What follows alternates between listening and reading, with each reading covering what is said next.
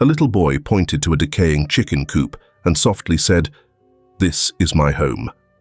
Everyone laughed, thinking he was just pretending. Until one day, a millionaire quietly came, opened the creaky door of the coop, and uncovered a truth so shocking it shook the entire legal system. Because that child, he didn't need anyone's pity. He just needed someone brave enough to believe in him. If someone calls a place with a roof, brick walls and windows a home, then for James Whitman, 10 years old, home was nothing more than a chicken coop. It used to hold broiler chickens and was later patched up with rotting wooden planks. The roof leaked, the floor was freezing. No windows, no power outlets. No one called him son. To everyone else, it was just an abandoned corner behind the backyard. But to James, it was the only place he could sleep without being hit. Not a home, just shelter. Dusk had fallen, and a cold drizzle blurred the window frame of a decaying wooden house in the suburbs. Inside the smoke-stained kitchen, thick with the stench of stale beer, cigarettes, and rotting food, James stood trembling beside the table, his small hands gripping the edge of his shirt. A loud crash shattered the air. The beer mug slipped from James's hands, smashing on the tiled floor. Foam spread in a cloudy streak beneath his feet. A feral roar erupted. "What the hell did you just do? Do you have any idea how much that beer cost, you worthless trash?" Roy Geller, a beer-bellied man with tattooed arms and eyes bloodshot with booze, charged forward. He grabbed James by the collar and yanked him as if tearing a ragged sack. "You just let him wreck the place," he shouted at Hilary Vaughan. The woman, James's biological mother, didn't even glance at her son. She slouched on a torn leather chair, lazily swirling a liquor bottle, like muscle memory, her voice colder than winter wind. "I told you, he's not my child." Those words slashed through James's fragile soul like a blade, but he didn't cry. He stayed silent. His tears didn't fall. They sank inward, deep into his heart. Roy raised a hand to strike, but James dodged. His eyes didn't plead. They just held a quiet kind of desperation. "Get out! Go sleep under the damn streetlights, you piece of garbage," Roy spat. James stepped out into the rain, clutching a torn backpack, his small feet splashing through muddy puddles. He didn't know where he was going, only that he had to leave. Leave the fists. Leave the woman who once called herself his mother. He found shelter beneath the stairs of an old apartment building. It was damp, dark, smelled like mold. But at least no one hit him there. He placed his bag down and pulled out a damp book, 100 Rights Every Child Deserves, a tattered library hand-me-down. That book was all James had. That, and a quiet dream that one day he'd be like other kids. At that moment, a car pulled up near the building. Nathaniel Grayson, a successful real estate mogul, founder of an empire, had just wrapped up a long day. He stepped out of the car, reaching for his phone to call his driver, when he spotted James, soaked, shivering, clutching a book. "What are you doing out here in the rain?" Nathaniel asked gently. James flinched, backing away like a stray animal used to being kicked. "I'm not asking for money." "I didn't think you were," Nathaniel replied. "I just see a boy who's cold and probably hungry." Without another word, Nathaniel returned to his car. He came back with a brand new backpack, some pastries, and a business card. He placed them in front of James. "If you ever need help, just text me one word. Help. I'll come." James didn't say anything, but he held on to that business card like it was a lifeline. The next morning, Hilary spotted the new backpack. "Where'd you get this? You steal it?" James said nothing. Roy grabbed the bag and tore it open. Finding nothing worth pawning, he flew into a rage. "Who are you trying to fool, huh? Think you can trick me?" They dragged James into the backyard, shoved him into the chicken coop. The door slammed shut. Locked. Inside, the stench was suffocating. Wind howled through cracks in the wood. James curled up and pulled out a notebook. Inside were diary entries, detailed accounts of every beating, every curse, every hopeless night. With his fingernail, he scratched a message into the rotting wall. "If you read this, please don't stay silent." In that suffocating darkness, James didn't sleep.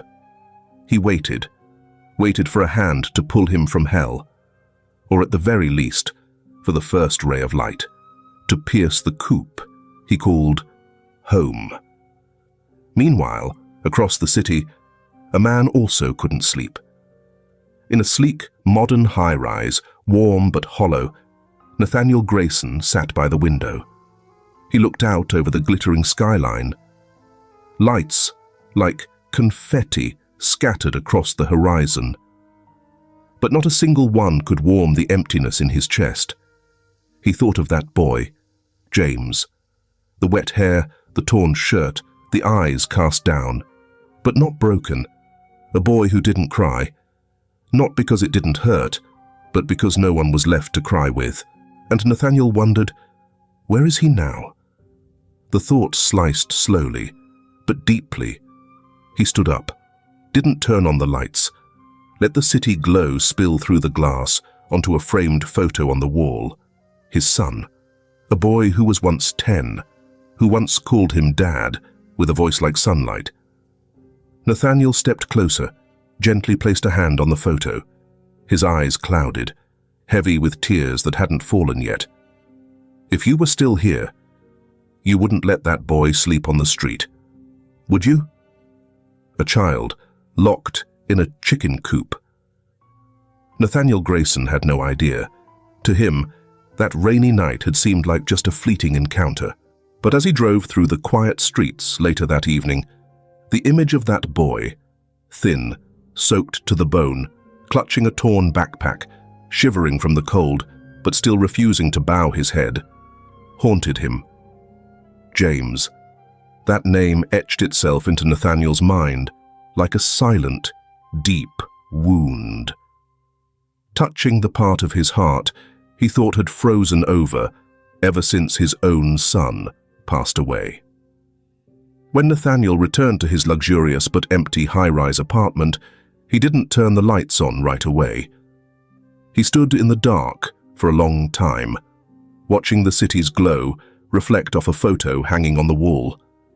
His son, with bright eyes and a radiant smile. He reached out and touched an old toy car on the shelf. A thin layer of dust coated the tiny wheels. The memories came flooding back.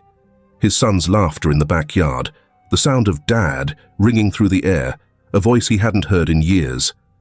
And then, James. Another boy, about the same age, but no backyard, no laughter, no toy cars, only bruises and silence. "I should have done something sooner," Nathaniel whispered, his voice hoarse, like he was speaking to a soul long gone. Winter winds sliced through the bare branches of the trees, delivering sharp, stinging cold to the skin. In the corner of a small park beside the old apartment complex, an ancient tree with gnarled roots stretched above the ground, like aged hands trying to hold on to fading memories. That's where James sat, silent and huddled. His old coat was worn thin, his eyes downcast as always, but beside him sat a new backpack and a small paper bag filled with pastries. He didn't eat right away. He was waiting. Familiar footsteps pressed against the damp ground. Nathaniel Grayson, the man who had once knelt in the rain, had come back. He didn't speak at first. His leather shoes came to a stop at the base of the tree. His long coat billowed slightly in the breeze, his hair a bit tousled, and once again his eyes settled on James. "You came earlier than yesterday," Nathaniel said, his voice deep and calm. Not a trace of pity in it, only a gentle steadiness. James gave a small nod. No smile, no greeting. But in that silence, there was acceptance. He pulled a worn book from his bag, the Child Protection Laws. The cover was creased, The corners folded like they'd been turned over and over. "I'm on Article 14, James murmured, voice just loud enough to be heard above the wind. "Every child has the right to live in a violence-free environment." Nathaniel turned his head toward him, his brows furrowed. A crease formed at the corner of his mouth. His eyes couldn't hide what he felt: bitterness, guilt, and sorrow. A man who had lost his child. Now listening to another one try to explain cruelty using the language of the law. He swallowed hard, steadying his voice. "Why are you reading that? At your age, you should be drawing, playing, living freely, not reading this kind of thing." James didn't answer. He just shrugged, a small, weary shrug that hurt more than words. There were no tears in his eyes, but something thick and heavy lingered there, like a wall no one had ever tried to climb. Nathaniel stayed silent. He realized something that moment. When a child matures too early, it's not something to praise. It's an unspoken accusation against the adults around them. He looked around the park. Every bench, every tree stood like silent witnesses. A sense of unease stirred in his chest. A quiet alarm, but one that rang true. In the days that followed, a new habit formed in that small park. An older man and a skinny boy sat together beneath the ancient tree.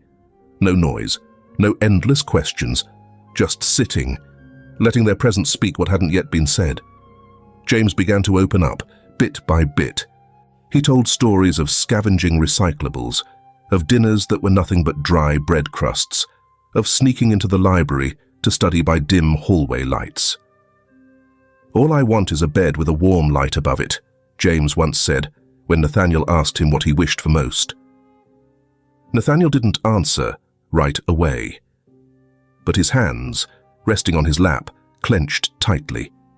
Inside him rose a flood of emotions: anger at the world, or maybe at himself for coming too late. One chilly afternoon, wind threading through bare branches, James carefully dug a small hole beneath the tree. His tiny, calloused hands trembled slightly as he worked. "What are you doing?" Nathaniel asked, kneeling beside him, voice low like wind brushing dry leaves.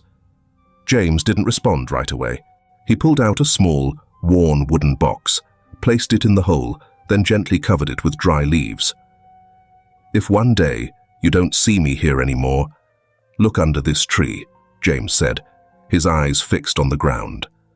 Nathaniel held his breath. The fear inside him was no longer vague. It had taken shape. It stabbed like a needle under the skin. "What's in there?" he asked. "Proof. A journal. And something that shows I wasn't making it up." Nathaniel slowly knelt, placed a hand on James's shoulder. For the first time, his eyes showed something clear and solid. Resolve. "You won't need to use that box," he said. "I promise." James stayed quiet for a few seconds, then nodded. A small, fragile nod, like someone placing their trust on another's shoulders for the very first time. That evening, as the streetlights flickered on, James stood up. He turned back and whispered, "Thank you for just sitting with me." Nathaniel didn't answer, but he understood.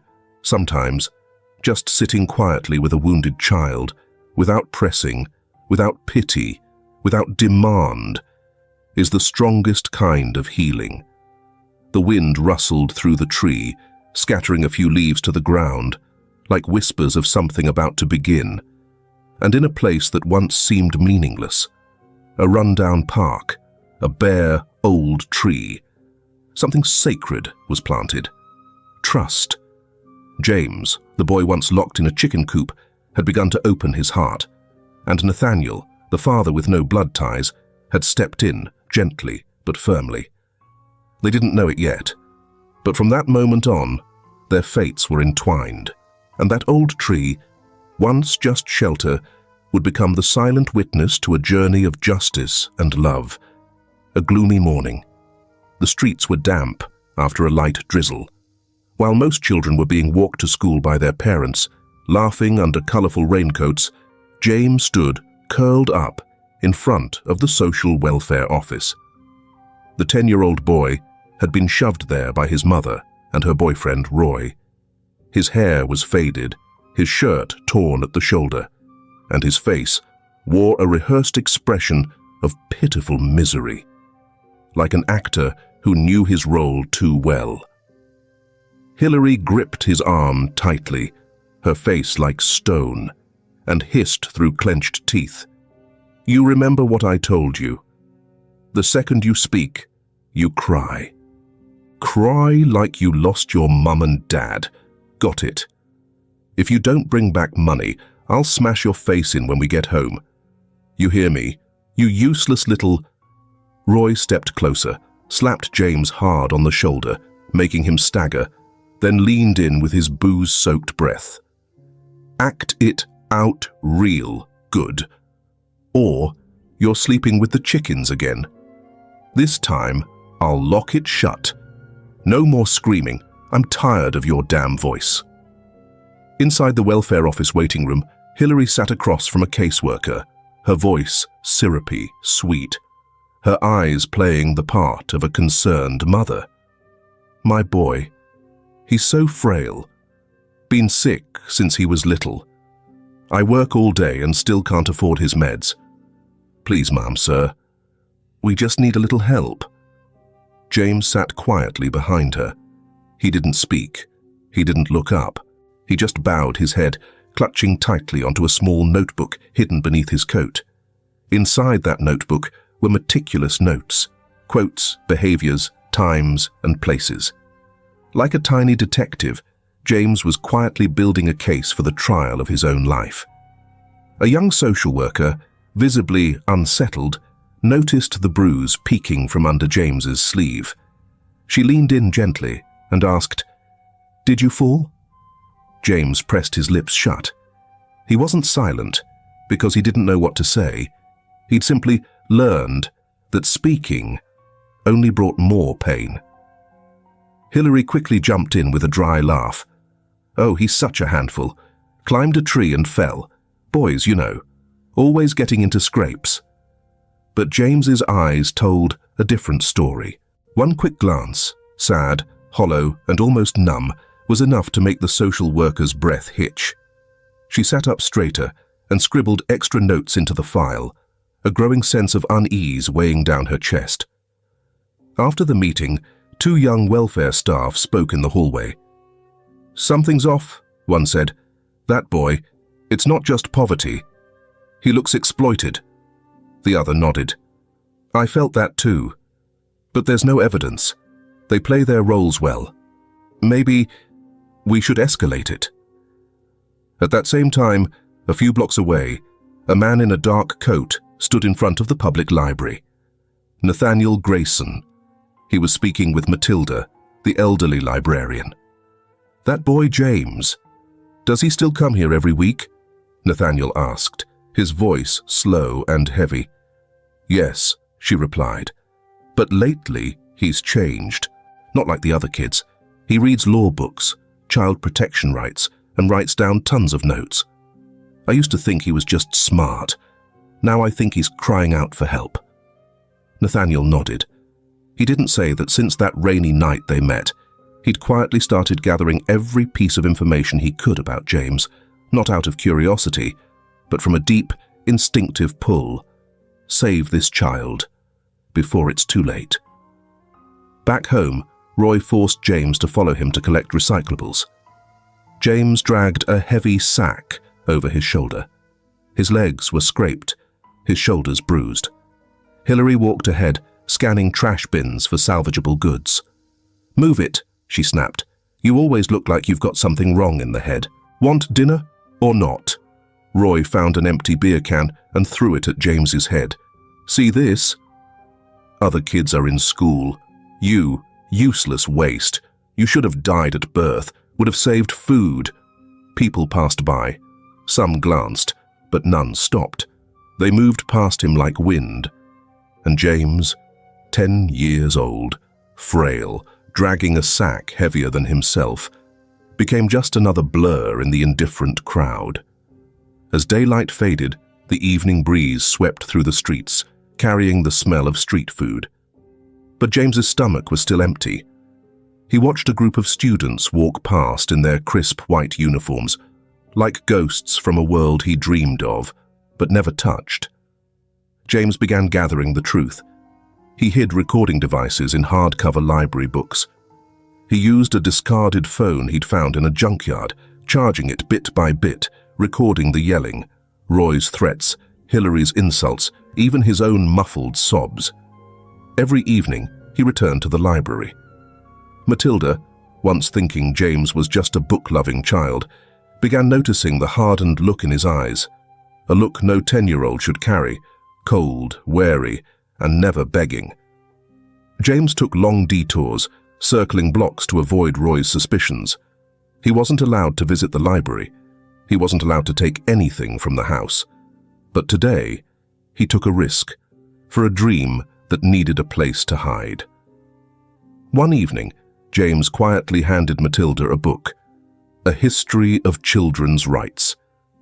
He didn't say much, just placed it gently into her hands and whispered, "Keep this safe. There's something important inside, for someone you trust."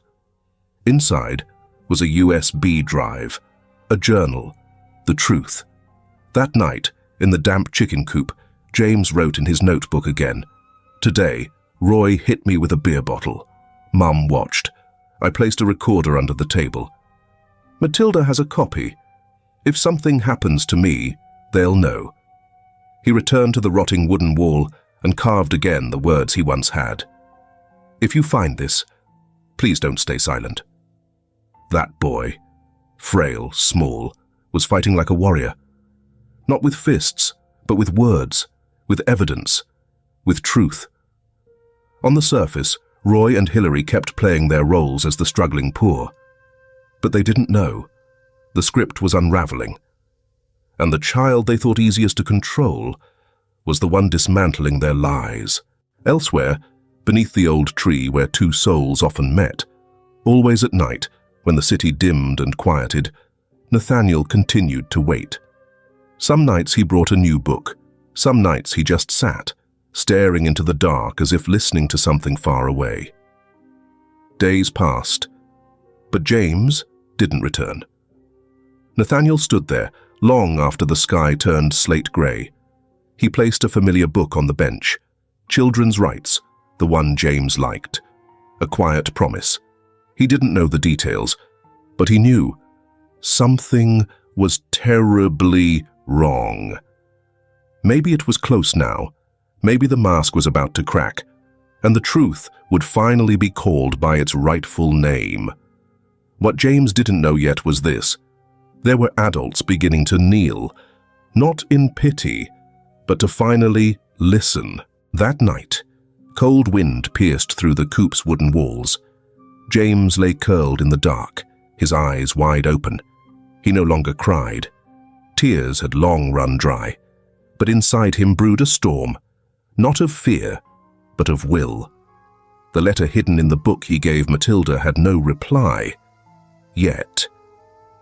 James didn't know if this time the adults would believe him, but he kept recording, he kept writing, and most of all, he kept waiting.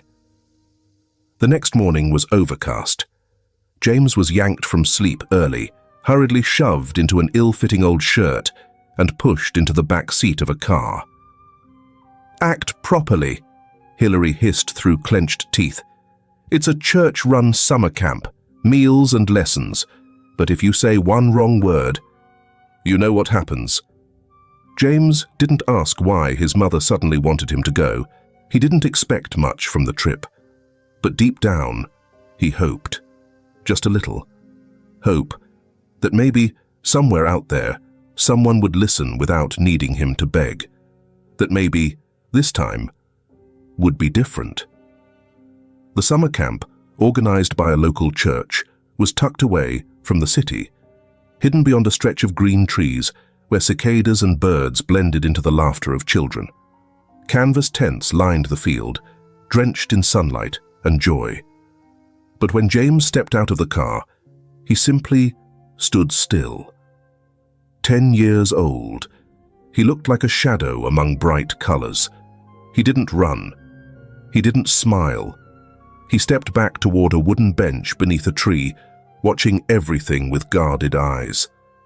Pastor Harold Green, the camp's director, walked slowly over, a man in his late 50s with graying hair, but a smile warm as morning sun. He didn't speak right away, just sat beside James in silence. "What's your name?" he asked gently after a few minutes. "James." The boy's voice was barely audible, hoarse, like every sound inside him had long been locked away. "Can you read?" James nodded. "Later, when everyone gathers, would you like to read something you like?" James froze for a moment. He had never stood in front of a group, never been asked what he liked. That night, under the glow of campfire lanterns, children lined up to share their dreams and funny stories. James stepped up to the small stage, his legs trembling slightly. Pastor Harold gave him a soft nod of encouragement. James held a shaky sheet of paper, but then he looked up and spoke. "I don't have a big dream. I just want a place to sleep where the door isn't locked, a light that stays on at night, and someone to ask me how my day was." A silence fell, so deep it swallowed the sound of insects in the woods. In the distance, a man stood quietly. Nathaniel. He had arranged with Pastor Harold to attend the program anonymously. As James spoke, Nathaniel closed his eyes. A weight pressed in his chest. His own son had once said those same words, before illness took him away. Pastor Harold didn't move. Those words, simple, honest, and raw, landed like a punch to the heart. The whole space seemed to hold its breath. Then someone clapped, then another. Then the entire camp rose to their feet, not out of pity, but out of respect for a boy who had dared to speak. Matilda, the librarian, was there that night too. She placed a hand over her chest, feeling her heart tighten. And in that moment, she saw something in James's eyes. Not just sadness, but strength. A beginning. Pastor Harold didn't just clap. He turned, walked straight to his office, pulled out a blank sheet of paper, and wrote a letter that same night to Child Protective Services, attaching a recording of James's speech. He had seen many abandoned children in his time. But James was more than hurt. He was a spark, flaring in a dark room. Not large, but bright enough to say, "Life is still here. Hope is still here."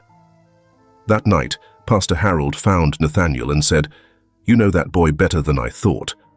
Nathaniel replied, "Because I once lost a boy just like him. This time, I won't lose again." That same evening, Nathaniel quietly texted Matilda, "Send me everything. The recordings, the journal pages, the exact address. It's time someone did what an adult is supposed to do, the right way." When James got home, Roy slapped him across the face at the front door. "What the hell were you pulling back there?" Hillary yanked the backpack off James's shoulders, rummaging through every pocket. "Nothing," she growled. "But from now on, you're not going anywhere unless I come with you. Got it?" James only nodded. But that night, in the dark of the chicken coop, he carefully opened the old wristwatch he'd been given at camp. Inside the backplate was a hidden memory card, holding a copy of his speech, along with Pastor Harold's emotional response. James had started fighting back with his mind. One evening, he spotted his mother sitting at the table, scribbling through financial aid forms. James quietly observed and noticed discrepancies, names, account numbers. Hillary was forging documents. He casually dropped his notebook to the floor, bent down, just as the old phone in his pocket began recording. The next day, Roy tore through the house. "Someone snitched. I know it. Someone's been listening." He suspected James.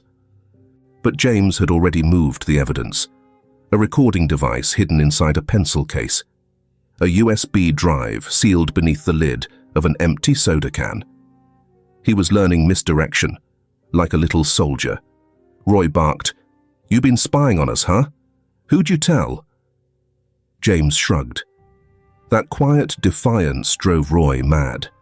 But James didn't cry. And that silence was what began to make the adults fear him. That night, James faked sleep. His jacket bulged slightly, hiding another recorder. In the kitchen, Roy and Hillary argued over how to split the newest welfare check. Every insult, every word, every curse, recorded. At the library, Matilda quietly created a new internal record. Children at risk of abuse. She photographed James's journal entries, downloaded USB contents, and sent them to an encrypted email account belonging to Nathaniel Grayson, who now visited the library nightly, searching for updates on James. Nathaniel sat in his car, listening to the recording of James's speech at camp. The applause, the quiet sobs, and that trembling yet firm voice. "I won't be silent anymore." Nathaniel's eyes darkened. His grip tightened on the steering wheel. A flash of lightning lit up the sky beyond the windshield. It was time, not to act as a millionaire, but as the one person James still had hope in. Back in the coop, James carved another line into the decaying wood. "They can lock the door, but they can't lock my will." The grown-ups' performance was unraveling, and James's story, it was only just beginning. After summer camp, James thought he might finally breathe again. Just a few days of peace. But only days after returning, everything got worse. Much worse. Roy, the man James had never once called Dad, became something else entirely. He didn't scream anymore. He acted. He didn't strike with belts like before. He punched. Hard. Director. Every time he got high or angry over reasons no one could name, he unleashed it all on James's small body. The boy was slammed into walls. His nose bled. Still, not a single cry. Hillary, the woman who should have been a mother, just stood nearby, arms crossed, her voice like iron. "You live in my house. That means I own you." James was dragged back to the chicken coop. The metal door clanged shut. The rusty lock was tightened with a wire loop. Inside, a few torn sacks, the stench of chicken droppings and urine thick enough to choke the air. He sat in the dark corner, back pressed to rotting wood, silently watching a hen nesting nearby. The bird had just laid eggs, tucking her head over her chicks, gently pecking at scattered grains. James smiled, just barely, a smile so small it hurt the heart. Even a chicken protects its young. What did his mother see him as? Something to discard? He bent down, dug his fingernail into the wood, and carved, "If you find this, please don't stay silent." It rained. Heavy drops drummed on the tin roof, echoing like a slow, mournful beat on a weary soul. James clutched his worn-out jacket and closed his eyes. But he didn't sleep. He was waiting, not to be rescued, but for something from the outside world, light, a voice, or even just a spark of hope. Across the yard, Mrs. Holloway, the landlady, heard something strange in the night. At first, she thought she imagined it, the thuds, soft cries. Then the sound of a lock slamming shut. She pressed her ear to the wall, hesitant. Then went back to bed in silence. The next morning, she brewed tea, went to the market. But something gnawed at her. At the vegetable stall, she spoke quietly to her neighbors. "I heard something last night, from Hillary's place. Sounded like a child being hurt. But maybe I misheard. My ears aren't what they used to be." Another woman waved her off. "That boy's always quiet. Probably did something wrong again. Everyone disciplines their kids." Mrs. Holloway pressed her lips together. She knew something was wrong. She could feel it, in the way James had once looked at her through the door crack. A silent plea, a glance that begged without words. That evening, she went straight to the police station. She told them everything, but she had no proof, no photos of bruises, no witnesses. The officer on duty sighed. "We need evidence, ma'am. Just sounds aren't enough." She left, heart sinking. That night, she didn't sleep. She stood quietly behind her curtain, eyes on the house across the yard. The coop glowed dimly with a single yellowed bulb. No sound. But in her chest, an icy wind blew, as if someone was dying quietly inside. In the coop, James pulled a small pen, a USB stick, and his old notebook from his pocket. He wrote, "I don't know if I'll be alive tomorrow, but if someone reads this, please believe me. And don't stay silent, like they did." He folded the notebook, hid it deep in a wooden crack only he knew about. His hands trembled, but his eyes shone. He wasn't begging, wasn't crying, wasn't giving in. He was waiting, for one thing only, for the truth to be heard. Even if it came from a chicken coop, from behind hay bales, or from silent screams, James believed, someone would come. And out there, someone was coming. Nathaniel Grayson, the man James had met only a few times under the old tree at night, now sat in his car, quietly reviewing the documents Matilda had sent. Photos of James, medical notes, audio from the summer camp, a copy of the message carved on the coop wall. Nathaniel looked outside. It was still raining. But his mind was clear now. It was time to stop standing on the sidelines. Time to open a door. Inside him burned a quiet fury. The fury of powerlessness, of once being too late to save his own son. This time, he wouldn't be.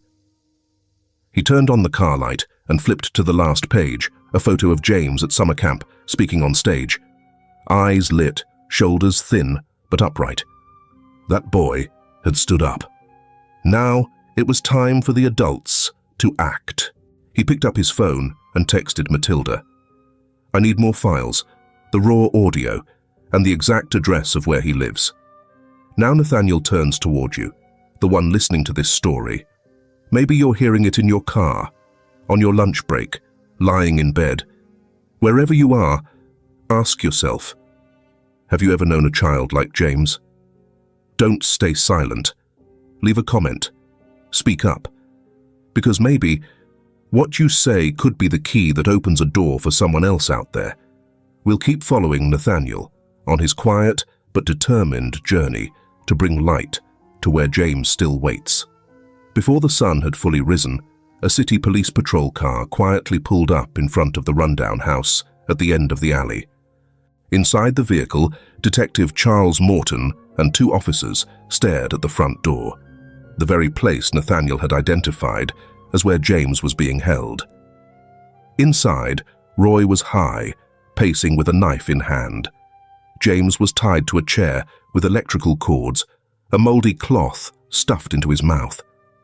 His body trembled, bruises scattered across his thin frame. His face was swollen, lips bloodied.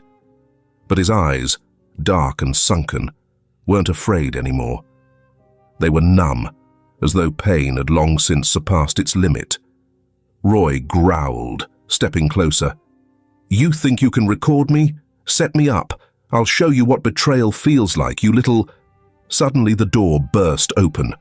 "Police!" Charles shouted. Roy spun around, but before he could react, he was slammed to the floor. The knife clattered out of his hand. Hillary ran from the other room, screaming hysterically, "You've got the wrong house! He's my son! I have rights! I gave birth to him!" Officers restrained her. She flailed, but her eyes, they no longer resembled those of a mother. They were the eyes of someone whose mask had just been torn away. Police searched the house quickly. One officer called from the back, "Signs of captivity," Electrical cords, blood stains, another knife in the kitchen drawer. James was untied. He staggered to his feet, the cloth still leaving marks around his mouth. His forehead was swollen, his arms scratched. He looked around, stunned, unsure if he was really free. Charles knelt beside him, placed a steady hand on his shoulder. "James, you're safe now." 3 weeks later, the courtroom was packed. Media was barred, but inside, the air was heavy. James sat beside Nathaniel in a neatly pressed grey suit. His eyes were sharp, steady, not just to recount his story, but to reclaim justice. Across the room, Roy and Hilary sat at the defendant's table. Roy scowled, but his gaze was vacant. Hilary trembled, her face pale and lifeless. They didn't speak, because they didn't have to. Everything had already been recorded. James's audio files, his journal, Mrs. Holloway's testimony, Matilda the librarian's statement, and Pastor Harold Green's detailed account. The officers laid out the facts. Roy had a prior record of violent assault. Weapons, restraints, and signs of abuse were found in the home. James had been repeatedly locked in a chicken coop, beaten, and starved. Hilary exploited James for illegal welfare claims, forged medical documents, and was complicit in his abuse and unlawful imprisonment. The courtroom fell silent. James was called to the stand. He walked forward without looking at his parents, holding his statement tightly. He spoke, slow and steady. "I don't hate my mother. But I don't want to spend another day being beaten, locked up, or called a burden. I don't need much. I just want to live like a normal kid. I just want to live without getting hurt." He paused, his eyes lifted, glistening, but no tears fell. "I once wrote something inside the chicken coop where I was locked up. If you find this, please don't stay silent. Today, I want to say thank you, because you didn't stay silent." Witnesses came forward one by one. Mrs. Holloway, once hesitant, now wept as she described the sounds she'd heard through the walls. Matilda clutched the book James had hidden the USB in, her voice cracking. "No one noticed the boy who came to the library every night, but I did. That look in his eyes. It didn't ask for anything. It only waited." Pastor Harold recounted James's summer camp speech. The recording played, and the entire courtroom held its breath. Finally, Nathaniel stood. He wore a dark blue suit, elegant but simple. In his hand, a thick file. It contained documentation of assets, audited tax records, psychological evaluations proving a healthy living environment, and enrollment confirmations in post-trauma therapy programs for James, led by top specialists. "Your Honor," he began, his voice deep, calm, resolute. "I didn't give life to James, but I am ready to be his father. I cannot replace the years he lost, but I promise I will help him rebuild what comes next." He glanced at James, his eyes misty but unwavering. "I currently serve as the CEO of Grayson & Partners, a global financial investment firm headquartered in New York. My net worth is estimated at $340 million. I've established the James Whitman Trust Fund to ensure his right to lifelong education and protection, regardless of my future circumstances. I've submitted all documentation regarding living conditions, support teams, and mental health specialists. I believe that when the court decides guardianship, it should not only consider blood, it should consider the heart. And my heart chose James the moment I saw him huddled under the stairs in the rain." James looked up at him with eyes full of trust. For the first time during the trial, he smiled. The judge nodded. His voice rang out, "After reviewing the evidence, witness statements, and living arrangements, the court hereby grants full legal guardianship to Mr. Nathaniel Grayson." The room exhaled. Nathaniel turned to James. He didn't speak. He simply opened his arms. James stood still for a second, then ran into them. His small shoulders shook. His head rested on Nathaniel's chest. For the first time in his life, he felt peace without conditions. He looked up. Tears shimmered in his eyes, but they weren't tears of pain. They were tears of belonging. And then he whispered, soft, but enough to move everyone. "Dad, we have a home now." Nathaniel nodded, arms tightening around him, as if to make up for all the years lost. Roy was sentenced to 25 years in prison for child abuse, use of deadly weapons, unlawful imprisonment, and welfare fraud. Hillary received 18 years for complicity, fraud, and child endangerment. As Roy was escorted out, he screamed, "You ungrateful brat! I raised you all these years." Hillary said nothing. She simply lowered her head, avoiding James's gaze. A gaze no longer filled with hatred, just release. The courtroom doors closed. One chapter ended, another began, with two quiet, powerful words: freedom and family. As the courtroom doors closed behind him, James stood quietly in the hallway, his legs trembling, but there was no fear in his eyes. No ropes, no more Roy shouting, no more cold, empty stares from a mother who once left him to sleep in a chicken coop. Nathaniel approached and knelt down on one knee in front of him. "You did so well," he said, voice low and shaking with emotion. "From today on, you're not alone anymore." James looked at him, eyes red but dry. What he felt was something unfamiliar. Safety. "I don't know how to live without being afraid," James whispered. Nathaniel gently held his small hand. "Then we'll learn together. One step at a time. You and me." James nodded. He didn't smile. But inside, something shifted.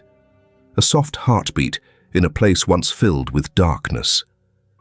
After the trial, James's story spread across news outlets nationwide.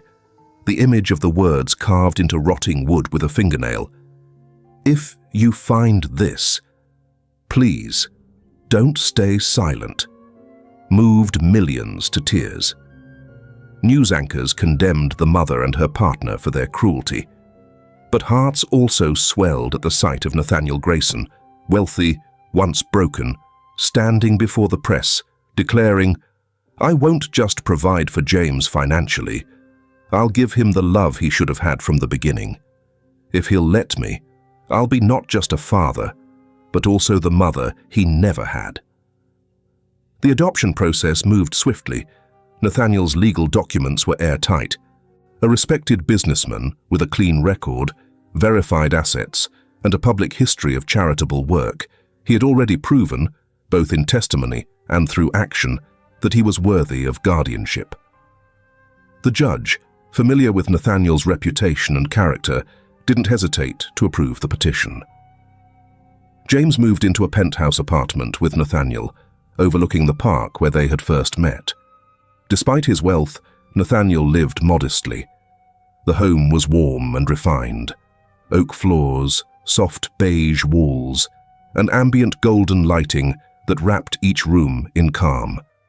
The living room held a tall bookshelf, a few abstract paintings, and one framed photo of Nathaniel, James, a brown-haired woman, and a smiling boy, his late wife and son.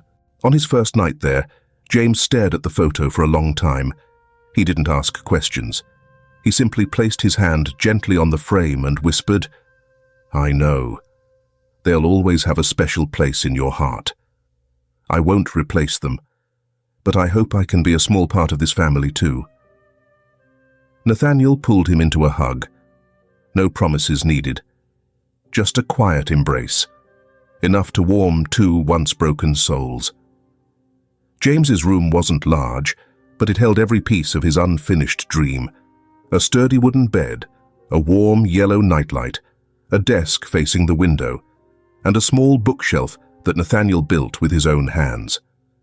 The walls were painted pale blue, James's choice when asked for the first time, "What do you want your room to look like?" At night, there were no more jolts awake. No need to hide USBs. No more banging doors or voices through gritted teeth. Only the soft click of a lamp, and Nathaniel's gentle voice before closing the door. "Good night, son." At his new school, James ran into Tommy Ricks, a boy who used to tease him for his torn clothes and worn-out shoes. At first, Tommy avoided him, but after hearing the full story, he approached with hesitation. I'm sorry. I didn't know. If I had, I wouldn't have done any of it." James was silent for a moment, then said quietly, "I'm not mad. Just don't do that to anyone else." From that day on, Tommy became a loyal friend.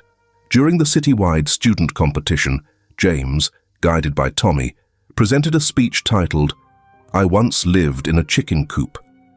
The audience and the judging panel were visibly moved, not just by his story, but by his delivery. No bitterness, no anger, only rebirth. At the same library where James once hid his journal, a small ceremony was held honoring students who overcame adversity. James was invited to speak. Standing at the microphone, he took a deep breath and looked at the audience. "I used to live in a chicken coop. Now, I have a light, a bed, and someone who calls me son. I'm not telling this to get pity. I'm telling it because maybe somewhere out there, another child is scratching something into a wall no one sees. And I want to say to them, and to all the adults, please, don't stay silent."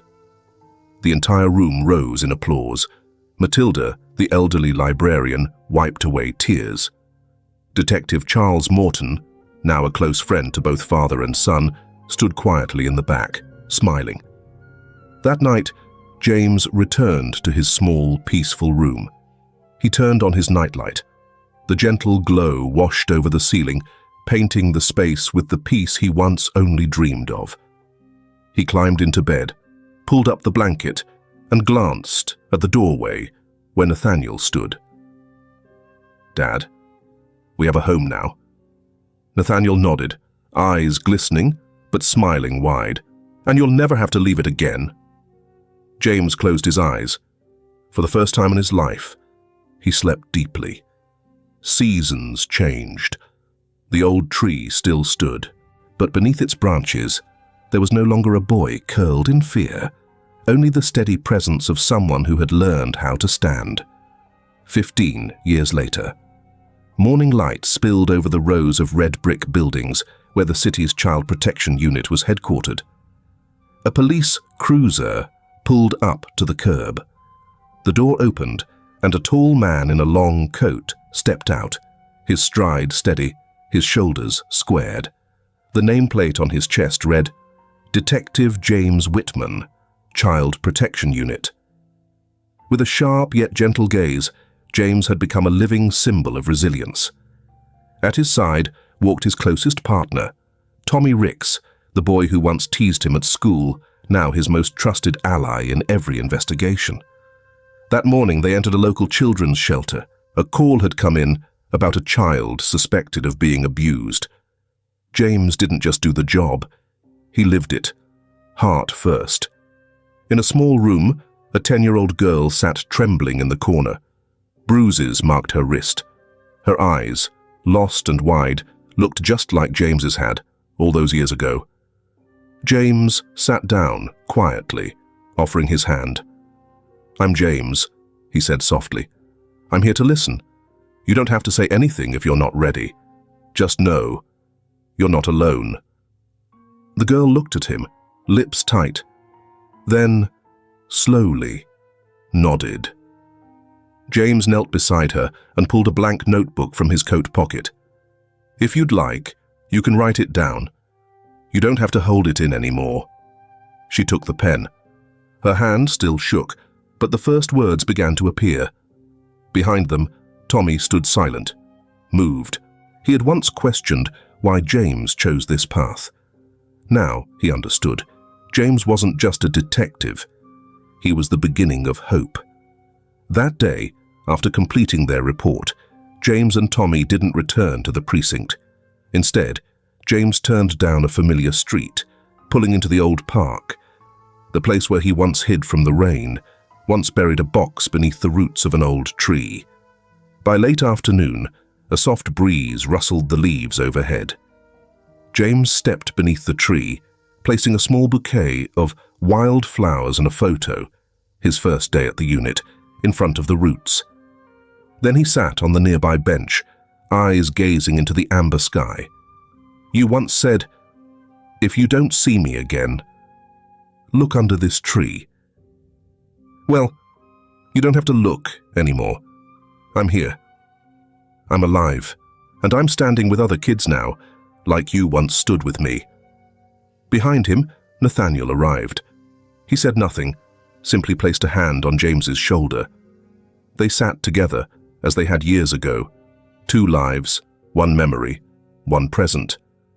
In a televised interview, a host asked James, "Why did you choose to become a child protection officer rather than follow in your adoptive father's wealthy footsteps?" James paused. Then, looking straight into the camera, he answered, "Because I know what it feels like to be trapped in darkness. I know what it's like when every cry for help goes unheard. But I was listened to. I was believed. I was saved. By people like my dad, Nathaniel Grayson. By Matilda. By Detective Charles Morton. They didn't just rescue me. They showed me what humane justice looks like, and I want to be that person for someone else." James didn't hide his past. He honored it.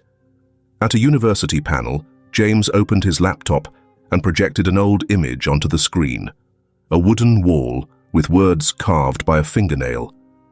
"If you find this, please don't stay silent." He turned to the students and said, "You might be the first person to hear a cry for help. You may not save the whole world, but if each of us saves just 1 person, the world would already be different." The room erupted in applause.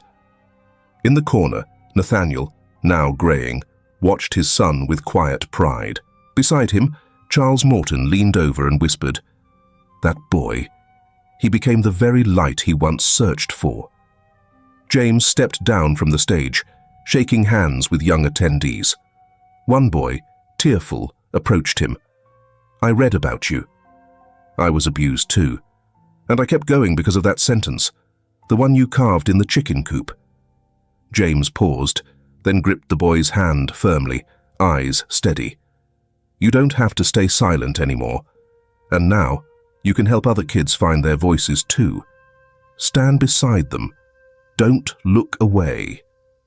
On James's badge, beneath his name, there was a small inscription, engraved by request, "The one who hears silence." His life wasn't just a miracle, it was living proof that even in the darkest places, light can be found if someone chooses to listen. On a crisp autumn morning, the city awoke beneath soft rays of sunlight, casting golden hues over red brick rooftops and trees shedding their leaves. Across a quiet street, the wall clock inside the Office of Child Protection struck 7 a.m. Senior Inspector James Whitman sat in the meeting room, his desk stacked with unopened case files. Next to him, a steaming cup of coffee and a nameplate that read, "Senior Detective James Whitman, Division of Youth Protection, Central Region." He opened a new file gently. A 9-year-old boy, chronically absent from school, malnourished, eyes described as hollow, like something inside him had already died. The name, Elian Navarro. The boy didn't speak, didn't cry, didn't explain when brought to the social care center. But James understood, because once he had been Elian. And that's why, without hesitation, he took the case. After the morning briefing, James stepped out of the building into the crisp fall air. A breeze stirred the trees and brought with it the scent of damp earth and old memories. He walked to the shelter where Elian was staying. Inside a pale blue room, Elian sat curled in a chair, staring out the window with an empty gaze. James sat down beside him, not facing him. He didn't force eye contact. "Hi, Elian," he said quietly. "I'm James. I once went months without talking to anyone, but the first person who sat next to me without asking anything helped me survive. So if you don't want to say anything today, that's okay. We can just sit here." Elian turned, startled. 1 second, 2 seconds, then his eyes softened, just slightly. It wasn't trust yet, not even acceptance, but it was a beginning, a thread of healing. James began taking Elian on afternoon walks through the city park, the same place he once hid from the rain. They walked slowly, no destination, no pressure. James talked about the trees changing color, about a baby bird that had lost its mother but still learned how to fly, and about a boy named James who once lived in a chicken coop but still found a home. As the days passed, Elian began to ask small questions. "Were you scared? Why didn't you just run away?" James answered them all, honestly, without sugarcoating, because he believed children don't need lies to feel safe. They need truth, and someone strong enough to walk them through it. 1 year later, Elian stood as the student speaker at the city's public school opening ceremony. Wearing a crisp white shirt and a small tie, he held the microphone with both hands. Hundreds of students, teachers, and parents watched in silence. "I used to think no one heard me. I thought if I disappeared, no one would notice. But then, someone sat next to me. They didn't ask questions. They didn't speak. They just stayed. And because of that, I'm still here." He paused, then looked down at the front row where James was seated.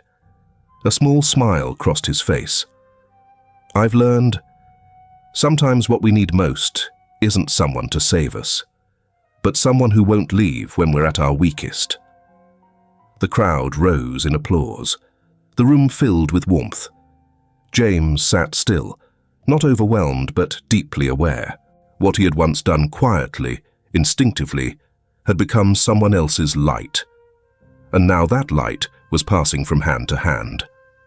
On International Children's Day, the city honored citizens for outstanding contributions to child protection.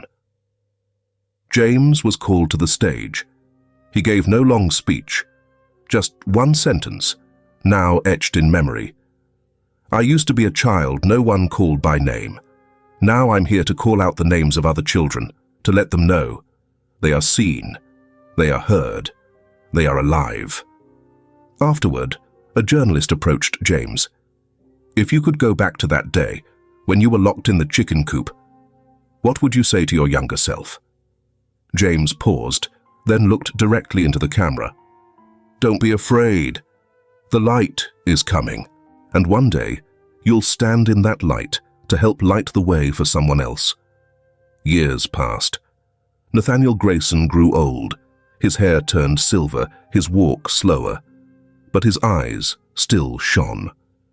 At a ceremony where James was awarded an honorary doctorate in children's rights law, Nathaniel sat front row, his trembling hands clapping non-stop.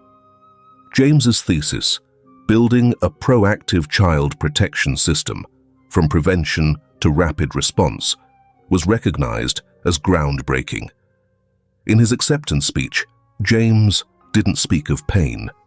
He spoke of gratitude. "I thank the man who pulled over on a rainy night because he saw a wet boy holding a book. I thank the librarian who kept my truth safe. I thank the pastor who believed in a speech from a child no one believed. And I thank my father who didn't ask questions but stayed beside me. Sometimes saving someone doesn't take power. It just takes staying." The crowd stood, applauding. Nathaniel wiped away tears. And in that moment, he knew his greatest legacy wasn't wealth. It was James. More years passed. A small statue was erected in the old park, under the very tree where James once sought shelter. It depicted a boy sitting at the tree's base, holding a book, looking up toward the sky. At the base of the statue, one sentence was etched in stone. If you find this, please don't stay silent.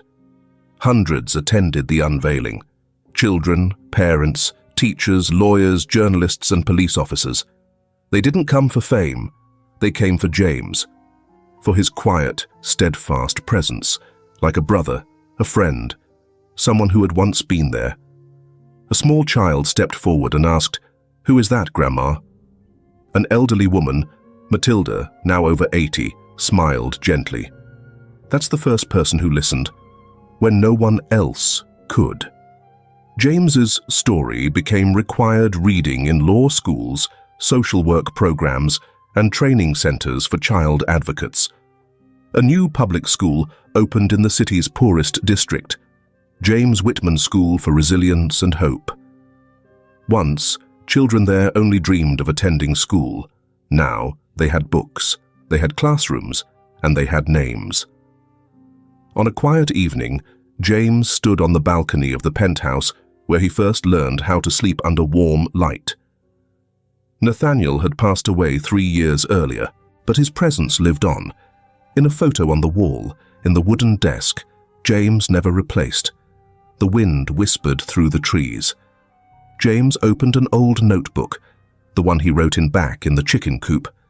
The pages had yellowed. The childish handwriting made the grown man's eyes mist over. At the bottom of the last page, he added one final line, "Thank you for not staying silent." He closed the notebook and returned inside. On his desk, an open letter waited. It was from a boy named Kai, age 11. "I saw you on TV. My dad used to hit me too, but after hearing you speak, I told my teacher. Now I'm somewhere safe. Thank you. I hope I can grow up to be like you." James picked up the letter and smiled. His eyes turned to the night sky, lit by thousands of tiny city lights. Thank you to that one child who didn't give up hope. The wind blew gently, and the lights in the distance seemed to hum a familiar chorus. If you find this, please don't stay silent. And now, thousands had heard it. They were speaking, they were acting, and they were writing the next chapter in their own names. Thank you, wherever you are in this vast world, for listening to James's journey from darkness into light. Maybe you were once hurt. Maybe you're walking through uncertainty now. Or maybe you simply paused and chose to listen to a child once forgotten. Whoever you are, thank you for not staying silent.